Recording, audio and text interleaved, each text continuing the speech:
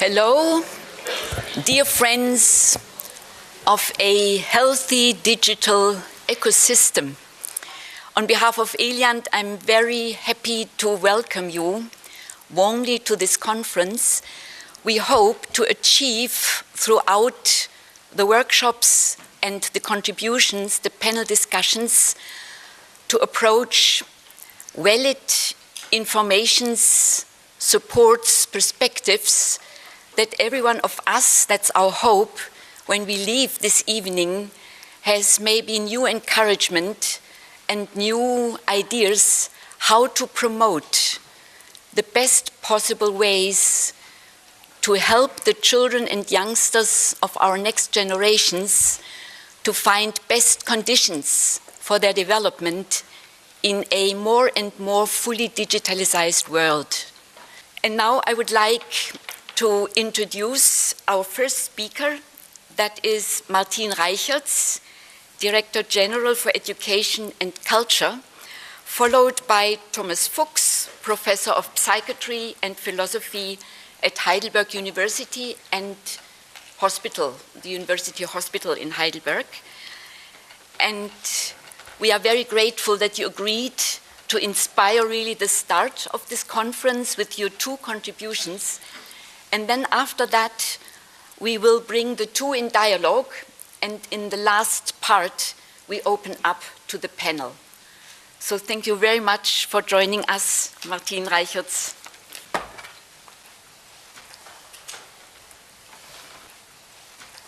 Great, thank you so much, liebe Frau Doktor. Michaela. Ich bin Martin. Martin. I will speak English. I will just, since she speaks German, me too. So I'm Luxembourgish, that's why. I also speak German. So it's not only the Swiss people who speak lots of languages, it's also some other countries in this world. Just a few words about myself, maybe, because, and why I accepted this invitation, because I think, you know, you are an interesting association. And when I got to your invitation, people said to me, you know, why the hell are you going to talk to those people? And I answered, precisely because they are those people and because they are a little bit outside of the usual scheme. So maybe you have seen my CV. I'm a yoga teacher. I'm a director general in the commission, but I'm also a yoga teacher. And I give yoga classes in the commission for 7 or 8 years now. One class a week, which is already once in a while rocket science to achieve, because, you know, I'm traveling a lot, so it's not always easy. But just to show that I think each of us is capable of changing the world. And I will start by talking about something completely different, and which is not digital, but which is the story and the parable of the colibri. Do you know the parable of the colibri? Who does? If everybody, I don't, okay, so it's, you do it too. Okay, so it's the story of a very small bird, the colibri, which is called the flybird or hummingbird in English. It's a colibri, by the way, also in German, but with a K, so in French it's a C. And I will make it very short. There is a fire in the jungle, and you have all the animals who try to fight against the fire. So the elephant is coming in and taking huge amounts of water, etc. And after a while, you know, the animals give up because, you know, the fire gets out of proportion, out of control. And the only animal who goes on is the colibri. We all know the size of the colibri, and at some stage you have one of the big animals, the elephant, saying to the colibri, you know, why the hell are you going on? Because, you know, you see this is out of control. And then the small bird says, you know, I do what I can at my level. And that's why I think, for me, this is really one of the most important stories. I think we all have this feeling in today's world that we are, you know, completely overwhelmed by lots of things. And, you know, I'm a very optimistic person, and I've been working on this famous sentence of Socrates, you know yourself and you will know the world and God, or translations are a little bit different. I'm profoundly convinced that it's really important that to change ourselves is the first step to change the world, because otherwise it doesn't work. And unfortunately, it's very easy, you know, to blame the others instead of trying to see what we can do. And that's where I come back to the question mark of today. When I joined DGEAC 2 years ago, and I have a long CV in the Commission, in the usual papers, you know, the ones you read in Brussels, it was said, why the hell is this girl or this woman going to this underdeveloped DG? This is not one of the core functions of the European Union. And I was saying, because it was my choice, I had the choice between 4 DGs, and I said, I'm going to this DG because I can make a difference. And I'm very modest also, Frau Doctor. And I must say, 2 years ago, I made the difference. 2 weeks ago, for the first time in the history of the European Union, in 60 years, the heads of states and of the 28 member states dedicated the whole lunch to education and culture. That has never happened. It's not only because of me, but again, coming back to the colibri, I think it's really important that each and single of us, try his best where he or she stands. And I think they talked about this. We'll see what comes out of the European Council. President Macron wants to make a European education area. I think we really need that one. Because again, when you do not fall in love with a European Union, because nobody knows what the European Union is about. You fall in love with people. You fall in love with an Erasmus program because that's about education. All the rest is just bullshit. But again, I think our politicians are still very much functioning at the level of the minds. And I think sometimes, when I talk to young people, some of you are young, some are less, and it's great also to see seniors in this room. The way from the head to the heart is sometimes very, very long. And sometimes it takes years to get there. I can testify, I was a very good student, and it took me 40 years to understand that to speak with your heart is much more important than to speak with your head. And especially when you talk to young people, you cannot get young people on board if you talk to them like the oldies and the old politicians in today's world. That doesn't work. We need to change. And that's where digital also becomes important, because that's their way of talking. I think when I hear very often youngsters are not interested in politics, that is not true. They are not interested in the way we handle politics for the time being. And that's why they vote for the extremes, whatever they are. They are just not interested in our model. My profound thinking is that we are at the end of a model. And that's where people like you, each of you, are important, because we need to invent something else. I think for me, we are at the end of a system, and that's why we're trying also in what we are proposing for the digital world to insist much more on the soft skills. Of course, you can learn coding, you can learn all the brilliant things you will be talking about. But at the end of the day, critical thinking, trying to teach our kids to use the instruments, because whatever we think, you cannot prevent them from using those machines. Yesterday night, I had a discussion with my partner. His grandson is 7 now. And his son is in a family whereby the kids have no devices before 10. So there are no devices. So the grandfather is unhappy about the situation. But okay, so it's the rule that has been decided by the parents. So he had a discussion with his grandson yesterday, 7 years old. And then the child said to him, I'll give you, I tell you a secret, but you shouldn't be telling papi and mommy, okay? And so he was starting to explain that, his sister, which is 2 years older, has a girlfriend. And so they very often go to visit that girlfriend, and they have, of course, 5 computers at home, etc. And you know what? They teach the others too, now to use the devices. So they already understood that they shouldn't be talking to the parents, because the parents would otherwise forbid them to go there. So they were talking to the grandfather, knowing that the grandfather also has, I don't know how many computers at home. And so suddenly he discovered that his grandson was quite good, 7 years old, and he started explaining to the grandfather things that the grandfather didn't know, just because he had friends who had machines. So I think this is just a little story to tell you, I think whatever we think, and it's part of their life. And that's why we are working for the time being on what we will call a paper on digital that will come out, which will come out next year. I think it's important to find a system whereby our kids will not be slaves of their own devices. I think that's the thing we need to find out. And again, I think maybe the professor will teach us what we can do. We don't know. I think for the time being, the real answer is, I don't know. And I don't know if somebody knows, but we have lots of hints. So I think we have started training them also in schools to use the Instagrams, the Snapchat, all those things to teach them, not to post everything on Facebook. But I think if the kids open an account on Facebook, we all know that they just put, 14 years old, they just tick the box and then they get there. We know that 60% of the kids 8 years old have already seen porn films. All this is part of the reality. So we need, again, to teach our kids to use the instruments from kindergarten on, not necessarily the porn films, by the way, but again, in a way, if they're confronted with this, we need to teach them. This being said, to come back to figures, it's interesting to see that 44% of the Europeans have no or very low digital competences, which means that they are using the devices, but then they are the slaves of the devices. They don't know what's behind, and we need really to find a system whereby we get them on board. Ideally, and I think I'm pretty sure we have lots of parents here, that the parents should help their kids to develop their digital literacy. Very often it's the other way around. So again, I think we need to change completely the paradigm of teaching.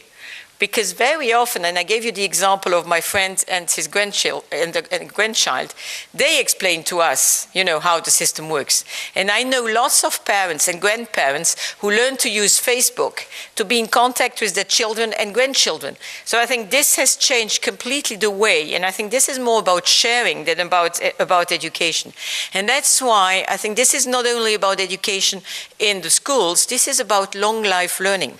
Because we don't have to teach only the kids to use all those instruments, but we also need to teach all of you from 3 years old till 99, because I think nowadays it's as important when you're 90 to understand the risks of internet than if you are 3, and also to understand how this functions. And that's why we are in the process of presenting a new plan on the future of learning, because we need to help member states to respond to the technology in education. And technology in education is not about using devices, because that's the easy part. It's about using it in a way whereby we help our kids to have a support. And when I look at the kids still going to school with, 10 kilos in their bags, I just wonder, what the hell is this about? They all have devices and they all carry all the books of the world. I'm frankly not against books, because I think it's a real pleasure also to have a book. But in today's world, do we really need to get our kids to do this? And I think this is really important. The second thing which we are working on is a recommendation on common values. I think you cannot nowadays forget about common values. I think too long, and coming back to what I said early on, for too long in Europe we have been talking about economy, we have been talking about the euros, we have been talking about deficit, we have been talking about agriculture, we have been talking about trade. Since yesterday everybody is talking about glyphosate. I know your feeling about glyphosate, I share it, so I think it's not a problem. But again, that's the kind of things where people drive mad. So we need also to talk about, what unites us in Europe. Frankly, in the 28, in the 30, but all over the world, what's the difference? And I see them so often. I was in Shanghai 2 weeks ago. What's the difference between a Chinese student and a European student? When you talk about values, there is nil. If you talk about languages, about religion, the way you call God or whoever, that's different. But if we talk about, what they're really interested in today's world, they listen to the same music, they watch the same movies, they're interested, they fall in love in the same way. They live in democracies or not. And again, in China, WhatsApp was not always functioning. Facebook was functioning in the hotel, but not outside of the hotel. So it's also interesting to see that democracy is not for granted. But I think all those things are really important, and that's why we will adopt in January a recommendation of common values, because we will have an education summit the first of its kind on January 29th. And I think this is the beginning of what we will call the Sorbonne process, because the idea is really to get Europe back in the education world, to make sure that we can learn from each other. And I don't have to tell you, that's one of the bases of in your fundamentals. But this is something we have forgotten in Europe. And that's why people like you, and I don't share all of your values, but lots of them, I think that's why people like you have to play Colibri, because we need you in today's society. We need a shift. We need to move from a purely liberal economic society to a society where heart will be at the center. Because if we don't get the human back in the center of society, it's not a question of digital, it's just a question of common sense. Let's come back to friendship, to love, to human, to just heart. Thank you so much.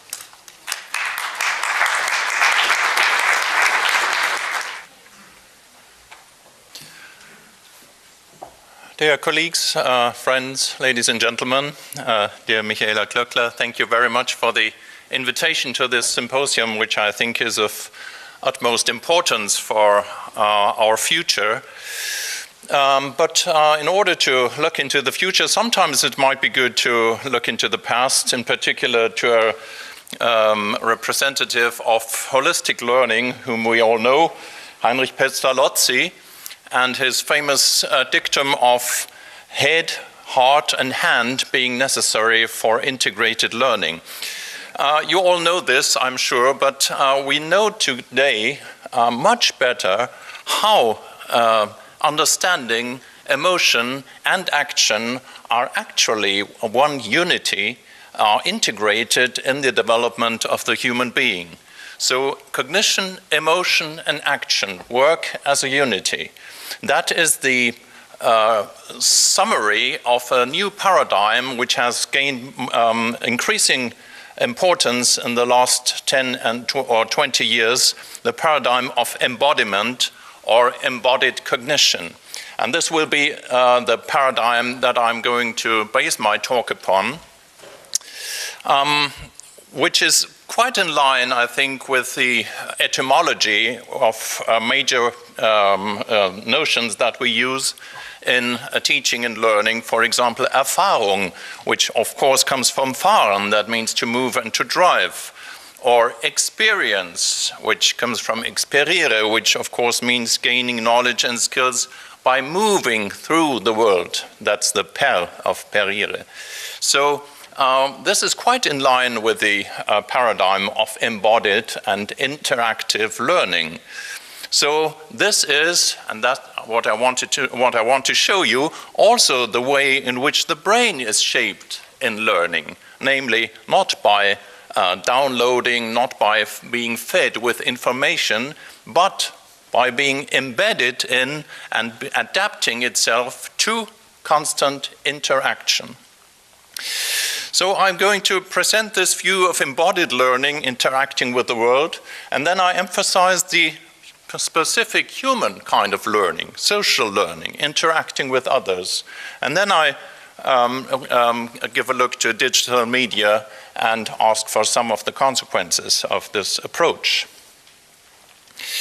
Now, starting with embodied learning in general. Embodied cognitive science, here you find some authors, in particular Varela since 1991 has promoted this approach. Embodied cognitive science sees experience of the world as being constantly brought about through interaction. So we interact with the world, and that is the way we perceive, we experience, in integrated sensory motor loops. So human cognition is, according to this approach, inherently connected with bodily action. So we only perceive and recognize what we somehow can interact with, what we can move towards, what we can grasp, what we can handle. Human cognition is inherently connected with social interaction because all objects that we recognize are objects that we share with others in recognition. And it's inherently connected with emotional engagement. I'm going to show that in a bit more detail. The brain, again, is no hard drive or computer, but a relational organ that is formed through this ongoing interaction. And I give you some examples or experiments that show this shaping of the brain. The sensory motor cycles are which shapes the brain. And here's the abstract schema where you see perception and action are inherently connected, and the brain is inserted, is embedded in these ongoing cycles. That's its basic function, mediating the sensory motor cycles. But it is also shaped through them. And it's interesting that we can show this even in other animals. And I draw your attention to a very old experiment by Held and Hein, but it's very telling. Held and Hein investigated spatial perception in newborn kittens. And they divided their groups of kittens in two groups. One active group, which you see on the left side, was able to move actively in a certain environment, but the other group was only carried around in the same environment. So they had this exactly same visual stimulation in their environment. But what happened?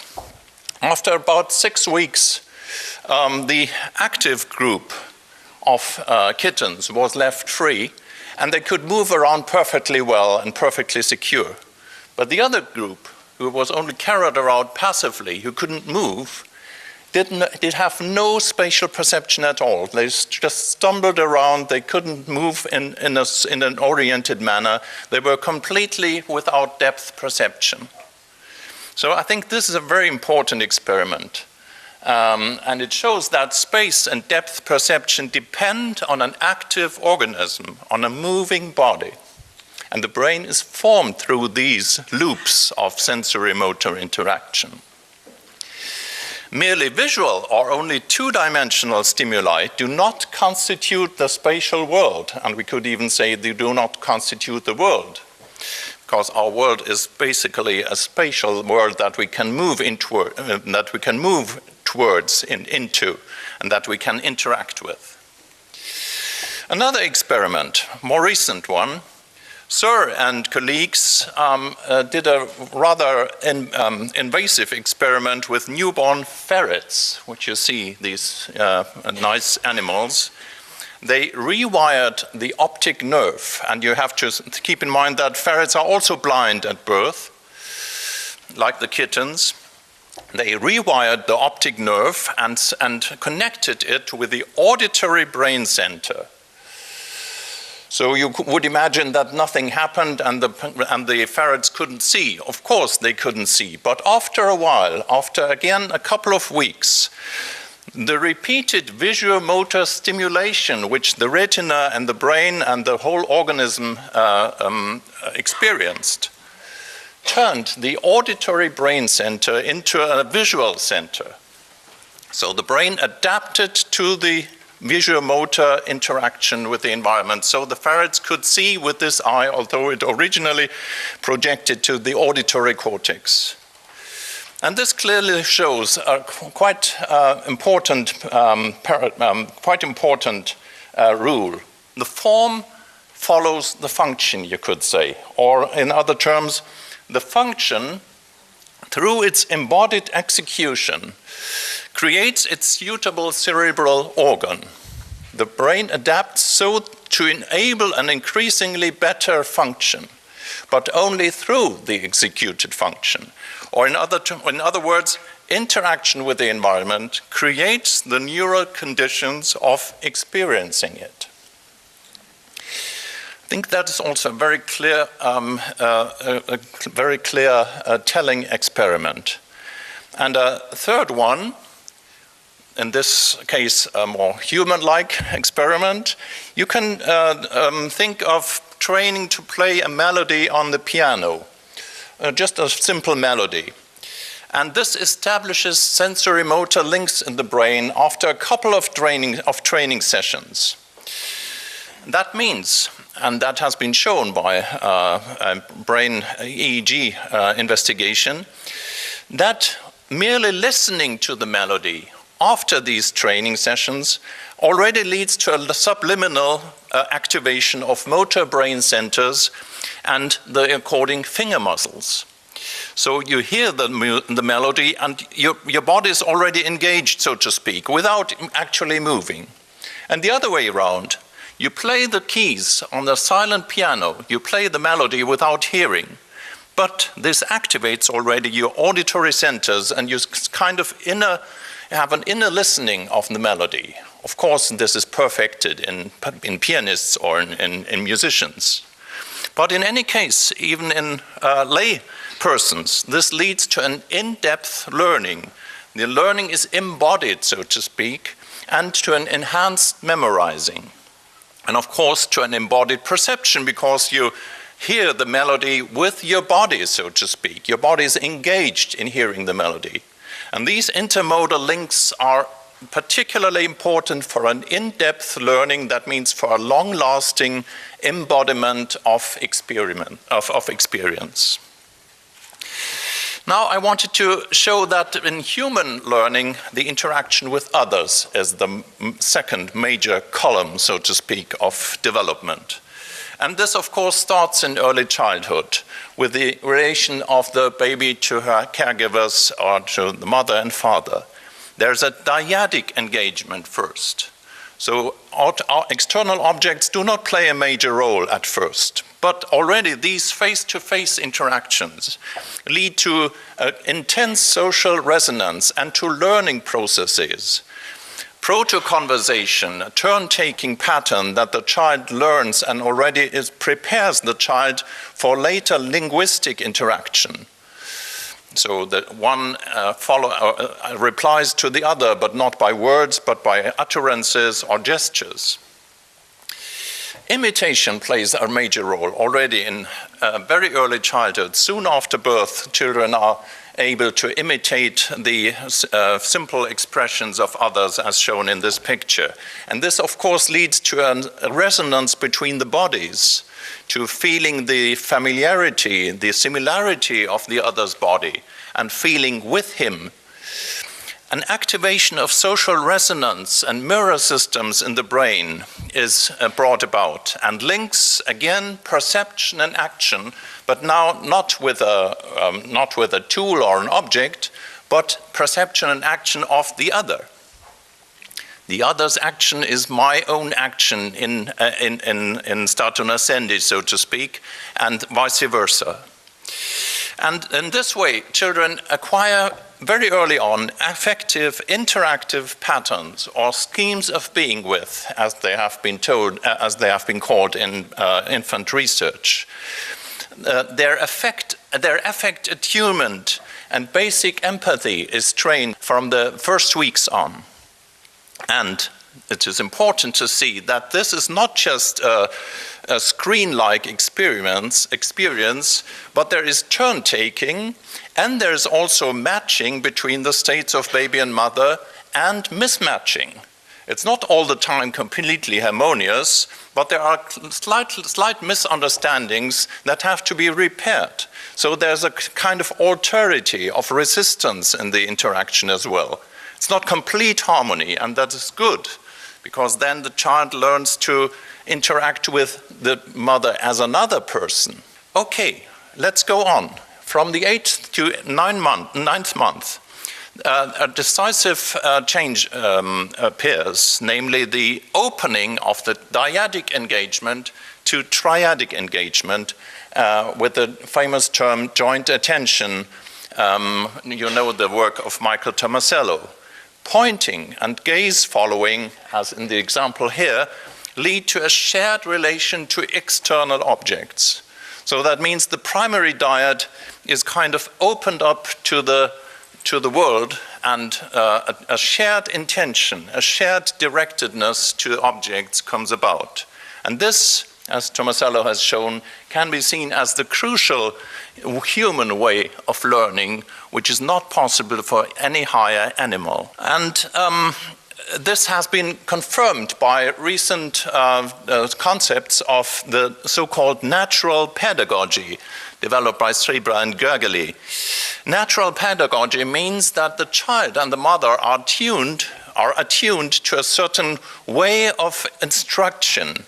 There are innate dispositions for interactive learning in both the mother and the child.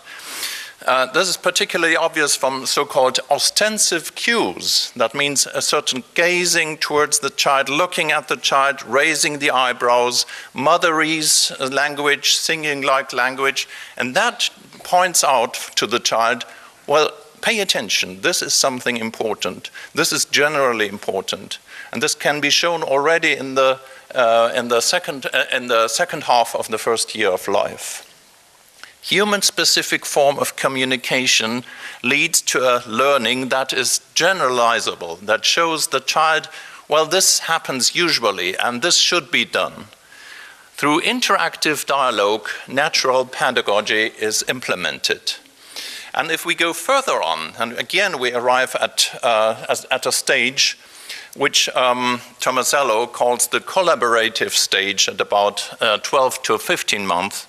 Here, what comes about is the sharing of action plans between the caregiver and the child, and the possibility to distribute roles and to reach a shared goal through collaboration. This is again a specifically human feat, and it's brought about not just by cognitive means, but by a specific human motivation, namely altruistic motivation. Human babies want to share something. They want to share the emotion they feel. They want to share intentions. They want to help others if they realize that he doesn't succeed in doing something. They want to share goals and actions. That is what is most fun, what brings most fun to them. And that, interestingly, is also what has been shown to be the best condition for establishing lasting neural networks in the brain, because that is not just information-based feeding with information or data, but it is crucially mediated through emotional and interactive experience. So nothing is sedimented in a similar manner as an experience that is interactive and that is emotionally satisfying. This was a short look at the basic mechanisms, or rather avoid the term mechanisms, let's say at the basic processes of learning in early childhood. But they are important and they are confirmed by learning language, because also language learning proceeds in triadic interactions and situations. It's interaction with objects, and this is connected with the triadic situation, pointing and naming the object. So interacting is the basis for language comprehension. And this is even borne out in neuroscience research, but because still each verb, for example, that we speak or listen to, already activates the networks in the premotor cortex that are necessary for performing the activity. So again, we have an inherent connection between the seemingly abstract word and the action that is connected to the word. So language is embodied, language is active and interactive as well. It's not just an abstract symbol system. And this leads me finally to quite another research, but a confirming research, which you all know, I think, and that is the research by John Hattie, which came out in 2008 and 11. Visible Learning is the famous book, and Hattie analyzed 800 meta-analysis and altogether 50,000 studies on what makes up a good school education. And you know, I think the result is not that there is any particular method or it's the size of the classes. No, it's the teacher as the person who is the most important factor. And this confirms all that we know about learning in early childhood. Individual learning, for example, with digital media, is not significantly more effective than other kinds of learning. And that is the next result. And the teacher, according to Hattie, should not be a mere coach, a facilitator, standby person, so to speak.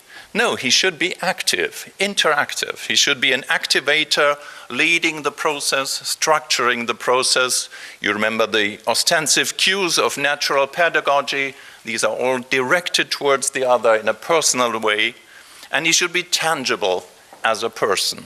Of course, not just talking his programmed ideas. He should certainly take the student's perspective, ask for their feedback, so really interactive learning, but a warm and respectful attitude is the emotional atmosphere that is most beneficial for the learning process. So we see this confirms, I think, much of or most of what you're engaged in, and it also confirms the basic processes of learning in early childhood.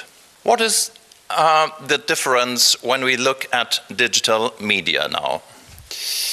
Let us look at the two aspects. First, sensory motor aspect, second, social aspect.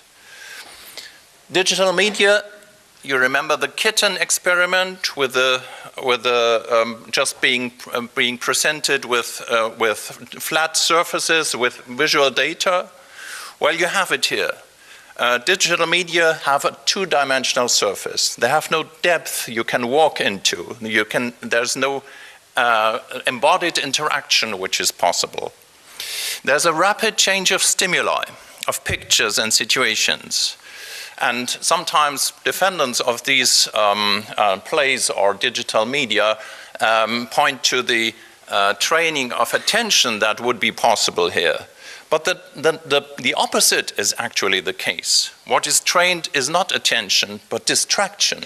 You're distracted by all kinds of stimuli and pictures that come up immediately, and you do not learn to concentrate constantly, to inhibit distractions. So you learn to distract yourself. And there's, of course, what we can call a disembodiment taking place. Minimal bodily activity and minimal intermodality. You remember the importance of multisensory interaction for embodied and in-depth learning. Fixation of the eye direction and eye focus. So there's again no interaction, no moving towards, it's just a fixed screen relation that you have. And what the experience completely lacks is any kind of resistance and weight. Weight and resistance are most important for embodiment. Let's see what is going on here in contrast. On this picture, you see the boy opening the tap. So here is learning through interaction. The boy has to keep balance, coordinating his trunk and the arm movements all the time, while he is doing this a bit complicated opening the lever. Then the tap. So then he experiences agency. He experiences the resistance of the tap and the efficacy that is the result of his action. And of course, there's intermodal sensory motor experience, not only seeing, but also the kinesthetic experience, the experience of the water flowing down, the experience of the temperature, of the fluidity of the water with the hand, and also the possibility to spill the water with the hand. All this is part of a unitary embodied experience. But we should also think that we should keep in mind that this is the basis for later abstractions. You remember how we calculate? We calculate with the fingers at first. We learn to calculate with the fingers, and that is the lasting contribution of embodiment to abstract mathematical capacities. And it's similar in all other kinds of abstraction. Abstraction is not just a symbolic level, but it is literally abstracted, drawn from the primary concrete embodied experience. So even the laws of falling bodies would never be understood if I wouldn't know what falling and what gravity and what weight is. So all logical and abstract operations are ultimately based on sensory motor experience. This is an insight that has already been fundamentally emphasized by Piaget, of course, but we know today through developmental psychology and through neuroscience how definitely this is true. One might say children, will always learn to move upright and to climb stairs, of course, even if they use digital media all the day. But the fine motor skills that are necessary to use tools, for example, like pincers or scissors or a pencil, and to explore the world in more detail, are only learned through interaction. And impaired motor skills have also a negative impact on cognitive and social learning, as we know today. And interesting examples are the cases of developmental coordination disorder in about 3 or 4% of children, which leads also to impaired school performance. So there's a connection between motor skills and, for example, mathematical skills, but also leads to impaired peer relations and to social dysfunctioning in these children. So there's a tight and holistic connection between cognitive, embodied, and emotional social experience. Let's look at the cognitive structure of digital games for a short moment, here shown in a picture. Digital games emphasize process and speed and the mechanism of what is going on over against content and meaning of what is going on. The meaning is virtually nil, but the attention is all the time distracted to upcoming stimuli, and you could even say this trains precisely not attention but attention deficit disorders. Because you are trained to be distracted by all kinds of upcoming stimuli and events, and that is what you should learn best. So the opposite of concentration and focusing. And there's a total absorption in the here and now, a blinding out of any past and future, which means, neurobiologically speaking, complete underfunctioning of prefrontal cortex activity. And there's, on the other hand, an overstimulation of dopaminergic reward systems. All this is very, very rewarding, and that's why the child does it, and possibly addictive. And of course, as a result, analogic games get rather dull. So that is part of our sensory endowment, so to speak, that we are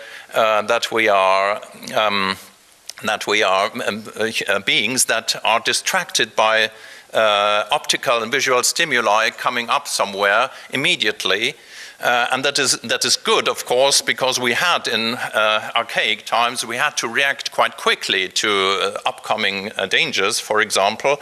But if this is trained and becomes the focus of my attention over hours, then, of course, we train exactly the opposite of concentration.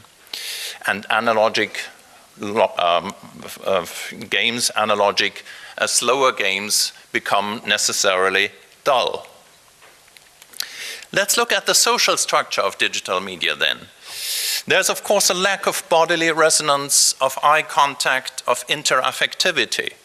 Even on Facebook and on other interactive media, you're not able to interact in this subtle and immediately interaffective way with others. There's always a detour, so to speak. In social networks, the emphasis is on self-presentation instead of spontaneous interaction. And there is, that is most important, no triadic interaction. You remember the triangle of pointing towards objects, jointly collaborating with objects. That is not possible in digital media. There's no joint attention towards something. And there is a multiple, what we find in the studies is that there is indeed a multiplication of contacts, a multiplication of social communication, but at the price of a deeper relationship. There are lots of interconnections, but they don't move into the depth of an intimate relation. And of course, the result is a frequent fear of social exclusion, and the fear of getting offline, literally off the line of others. It might also be interesting to look at a study of P in 2012, which shows that after face-to-face discussion on a movie in groups of 3 persons who discussed the movie with each other in spontaneous and embodied interaction, the memory of the event and the memory of the movie was significantly better than when these groups had only digital exchange. So 3-person groups with digital exchange lead to worse memory structure than in an embodied interaction. Well, I could tell you lots of studies on the effects of extensive media use, and I leave that aside for a moment because these are all results that are more or less known: reduced performance at school, less satisfaction, increase of attention deficit disorders, increased obesity. I only want to look at a study that came out recently, although not all results are published yet, and that is the Blick media study by the German government. First results came out this year, and it's a huge study with 5,500 children over 2 to 13 years of age. The results are here. Children below 6 years with extensive media use, and this starts already at over 30 minutes, these children show significant deficits in concentration and language acquisition, hyperactivity, and what is to be expected, inability to play for longer times. So there has to be a quick exchange or a quick change to other objects, to other plays, because they cannot keep with a play for longer time. The same is found in 8 to 13 years olds. If the media use is over 1 hour per day, and you'll find also similar results, and in addition, significant overweight. And a final study that I found interesting is an American study, a meta-analysis of 72 studies on empathy between 1980 or 1979 and 2009, so over 30 years. 72 studies were analyzed and compared, and Conrad and co-workers found that the empathic capacities in American college students showed a decline of over 40% during these 30 years, but with a major drop occurring in the samples after the year 2000, which may, of course, indicate a change in social interactions and social relations, and a shift from immediate, embodied, spontaneous interaction to digital and media interaction, where the interbodily resonance is significantly reduced and impaired. To conclude,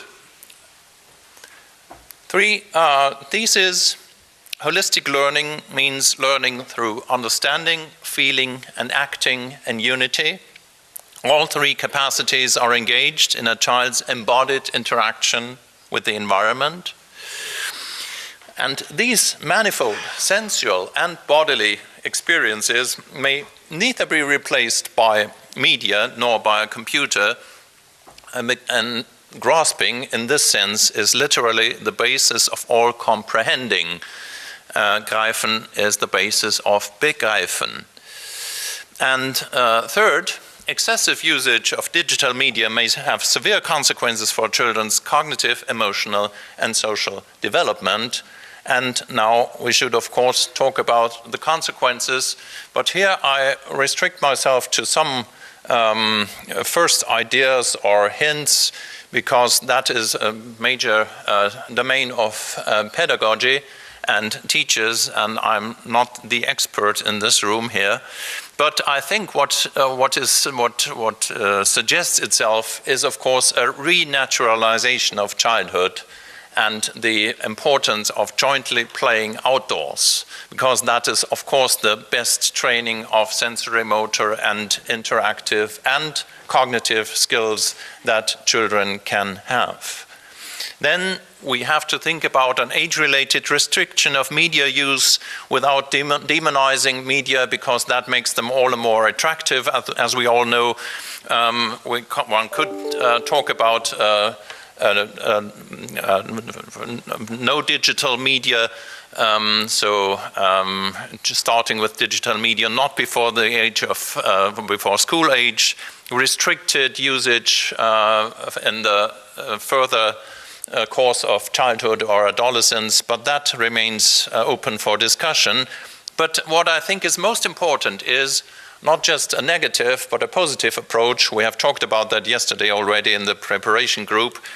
Offering attractive alternatives, for example, through interactive play, nature exploration, and all kinds of things that really can fill the gaps that we find in many childhood environments, because the gaps and the empty spaces are what draws digital media, what attracts digital media, as we all know when we have pauses and look at the smartphone. So gaps, empty spaces is what attracts digital media. And what we should do is certainly promote holistic methods of education. That means multisensory, interactive, explorative methods which are based on the teacher as a person, as I've already pointed out. And I don't want to conclude without this wonderful picture and relief where we go far back in history, but I hope also into the future, because you see here this wonderful situation of social interaction with there are 3 children, 1, 2, 3, and you see the fine gestures and the fine holding by Echnaton and Nefertiti of their child, and the children are pointing. All 3 children are pointing, as you see. Points here, this child points there, and even this child on the shoulder points. So they are sharing this situation through joint attention, through the triangle in which now the other person is included, and that is perhaps the climax of joint attention if it is directed to other human beings. So I think this is a very moving picture, and you could even say it is taking place outdoors, because you have the sun shining over these over the couple and her children. So thank you very much for your attention.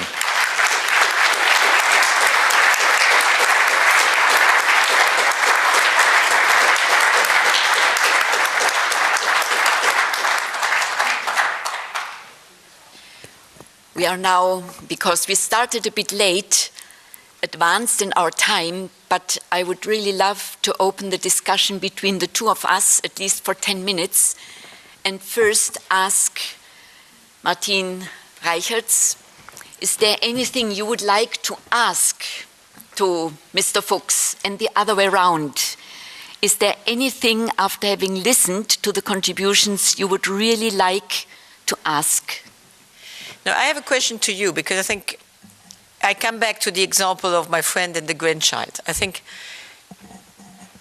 all this is great, and we know about the dangers of digital, and all this, I think, is the result of evidence, etc. But I think if we follow you, at the end of the day, we need to take, to take the digital away. And I think, in a way, that's one of the points I don't share with you. I think we cannot prevent our kids to have the devices. So my question to you is, how can we mitigate the risk? And because that's, at the end of the day, I think, who doesn't have a mobile phone here in this room? Great, congratulations. Okay, but this is still the exceptions, and I think we cannot. I'll tell you another example. When I was a kid, my parents didn't want a TV. And I did exactly what the grandson was doing. We were watching TV at the neighbor's place. So at the end of the day, we did less, but we still did, because when you are in school, you need to talk to the others and you share about the experiences you have had with the television or with a device, etc. So for me, in a way, how can we mitigate the risks? Well, I didn't put up a suggestion of doing away with digital media in total. So that was certainly not my idea, and I agree that at the latest at school, children are confronted with a peer group where digital media, where smartphones are common, and it's no use to stay away from the smartphones until 12 years or whatever and be excluded in this way. That we wouldn't do anything good for our children, I think. But nevertheless, during childhood and during kindergarten or during the first years, I don't see why it should be necessary, because here the child is mostly integrated and interacting with within the family or within very near groups of friends. And I wouldn't see why it shouldn't be possible to renounce or to do away with smartphones in the proximity of children. Later on, things change, of course, and I'm not sure if we need something like digital literacy, because the term literacy is originally derived from being a person who can read and write and somehow able to interact with intellectual information, so to speak. But digital competence, I would rather say, is something which children acquire best by themselves. That is at least my experience, and they're acquired gradually, and it is possible to interact with them and talk with them about their experience. That, I think, is the most important thing. Not to leave them alone with these instruments, with these devices, but interacting with them, talking with them about these and their experience, and that mitigates, I think, quite a lot. But still, I'm not sure whether we need all this during primary school and shouldn't postpone the first inclusion of digital media into later years of school. And there, again, in certain certain situations where it's important to use the tool of computer, of the internet, for a certain goal. I think, again, as I said, I have, my nephew is 8 years old, and so I can see how complicated it is. And I spent a week with him this summer, and I have a little apartment in Juan-les-Pins, the French Riviera, and there is no Wi-Fi in this apartment. There is no television. And so we did spend a week without a device. And of course, we found back the time in the evening to read a story and to play with the games, and all this we did for a week. And so there is no disagreement on the fact that it's really important to have phases where you are not connected. This being said, in my experience, and I live in the normal world, when I look, first of all, he went back home and immediately switched on television, and mother gave him, all this. So this was a kind of brackets week, because I function a little bit differently. But I think the society as such is not like this, and they have devices. And so my question mark is, how to really accompany them so that they learn, how to use those machines. Because in a way we can, close our eyes and say they shouldn't be using it before they are 12. Okay, great. Reality is that's not the case. Because even if yours have not, they go visit friends, as I did with to watch TV when I was a kid, and Zorro was the movie I was looking at, I knew them all. And so kids find the tricks. So I would say, and again, coming from my rebel experience, because I'm a rebel, for me, it's more helpful to explain to me what the risks are, even if I'm a kid, than to forbid something, because if it's forbidden, it's even more interesting. So again, how to, and this is a question of education, it's not a question of, or, how to be parents, how to be good teachers, and again, I think they also need to make their own mistakes, because that's the way we have all been learning, unfortunately, because that's the way you learn walking. You fell. We fell how often? So again, I'm not at ease not because I disagree with you. I agree with you. But can we prevent and can we protect our kids from all dangers? I would say we have to find ways to work with them, but we cannot put them in a bubble, because the bubble doesn't exist anymore. We are not in a village somewhere in the middle of Africa. Thank you very much for your explanation, which is really clear of where the problems are and the consequences. There is no doubt here. It's very rich. I have got a feeling here that there is actually one element missing. We are missing the person actually, or who creates this digital media and all of these devices. Because we have got the results, we have got also the people who could make the rules, but we don't really understand how this is being presented to us and how we could work with them, because we could see the floods of this, which is based on consumerism, money and all of this, and I don't know, they also have good children, those people, that probably will suffer at some point.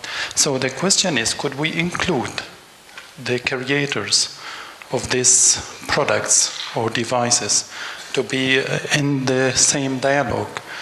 Because we feel that they are in a complete isolated island, really. Thank you. That's a very important question, if in Brussels is such a triangulation between inclusive Google and co. So I think you will Because not be Bill Gates satisfied with my allowed answer. So they are associated. Yeah. But again, when you talk to the people from Google, Microsoft, and you name them, their main concern and what they are looking for, and they are organizing coding weeks. And they start coding at a very early age.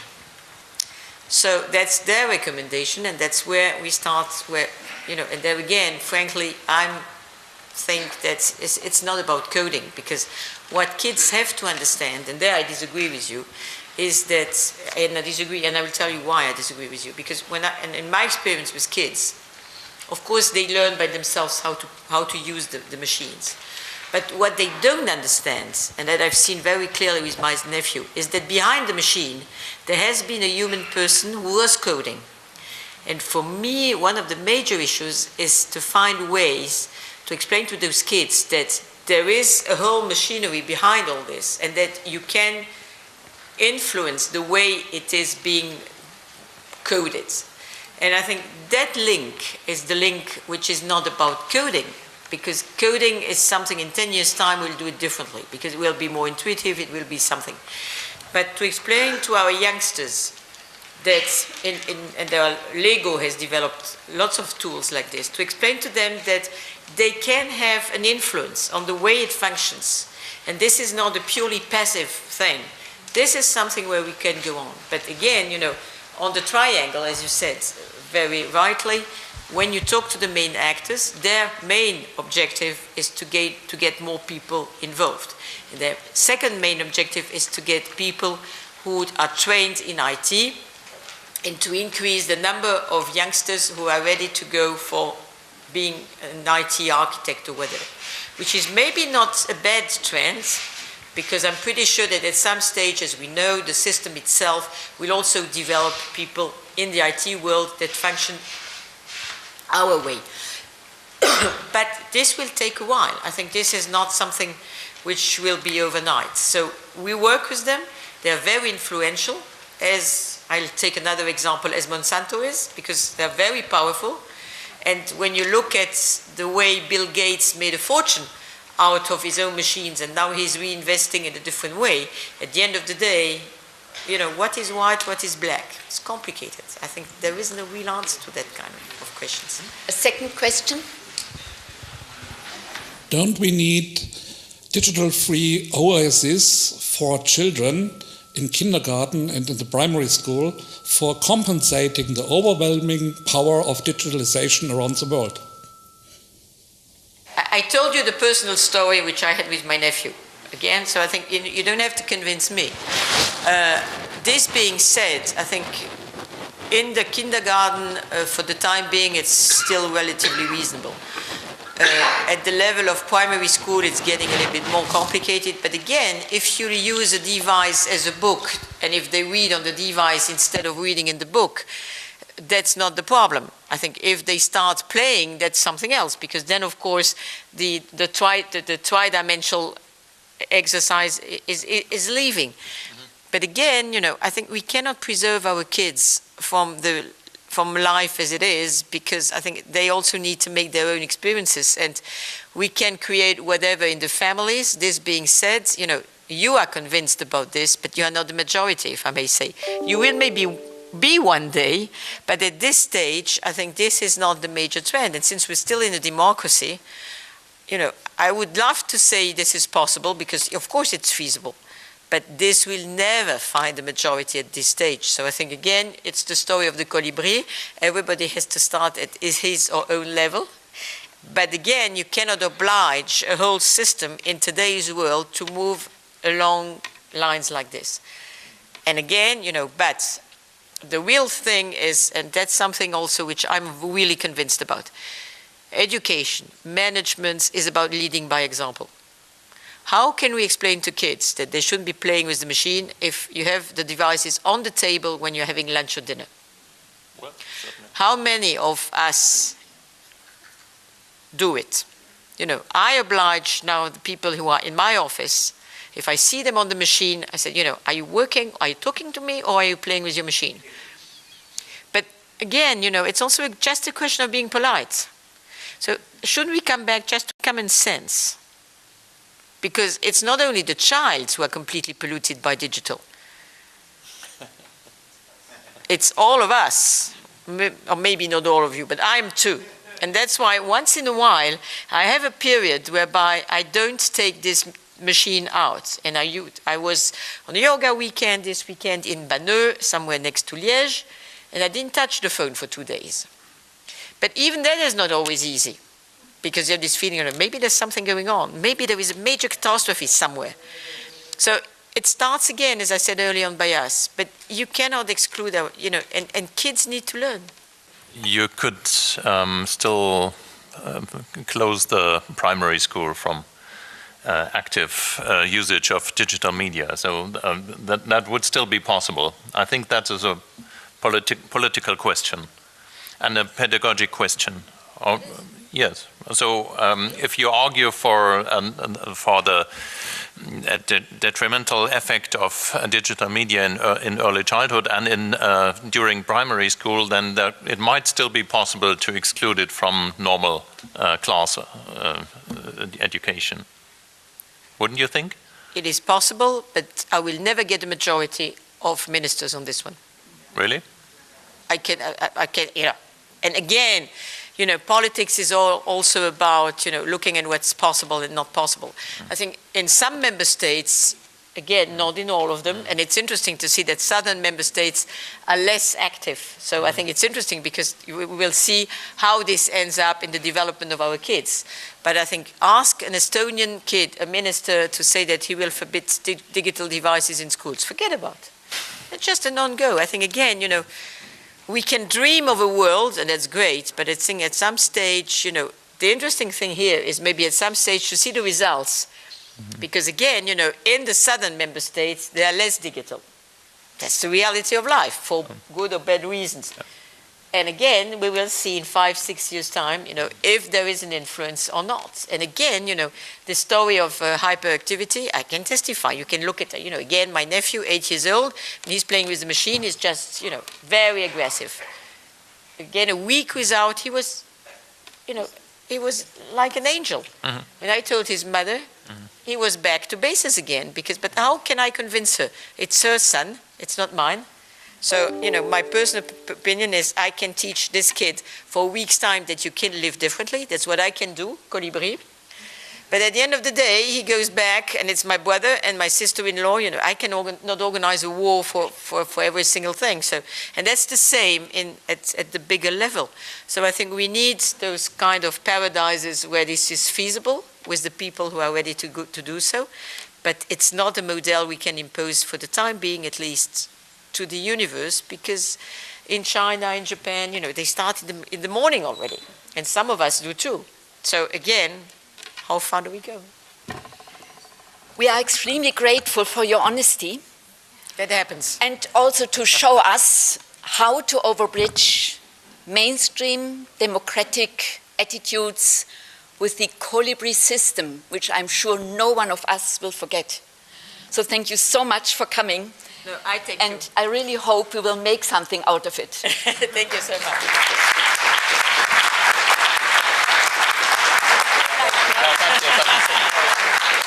Sehr interessant zuzuhören. And go on. We need you.